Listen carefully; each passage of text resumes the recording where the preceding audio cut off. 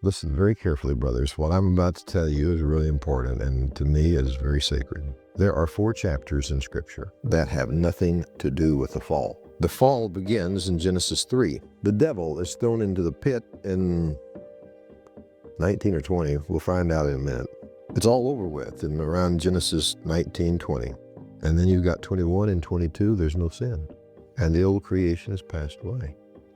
And Genesis 1 and 2 have no mention of the fall of creation or man. And we have 2 chapters, let's call them 2 pages from now, of something totally untouched by the fall of man, or Lucifer, or sin, or anything. And then at the very end, we have 2 more chapters, 2 more pages, beyond sin and Satan. And those 4 chapters give you a glimpse of some of the things on the heart of God for man.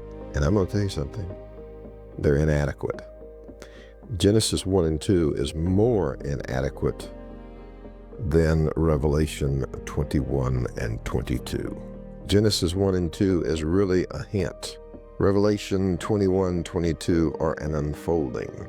Now, my brothers, here comes another very important sentence. There is a string, there is a line, there is a connection that goes from Genesis 2 all the way to Revelation 21. There is a theme. We'll begin in Genesis 1 or 2 or 3, because salvation begins in 3.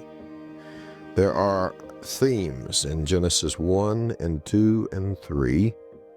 And those themes continue throughout all the Scripture unbroken, and they emerge again in Revelation 21 and 22, fulfilled.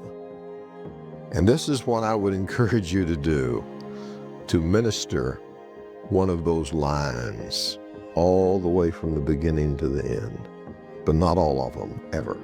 Keep that a secret.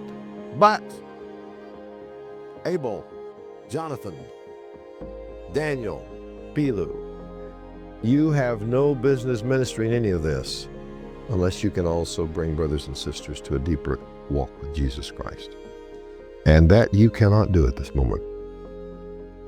And because that is true, and because we're getting into things so holy that are in Scripture so clearly, we're going to have to start giving some time to our mornings.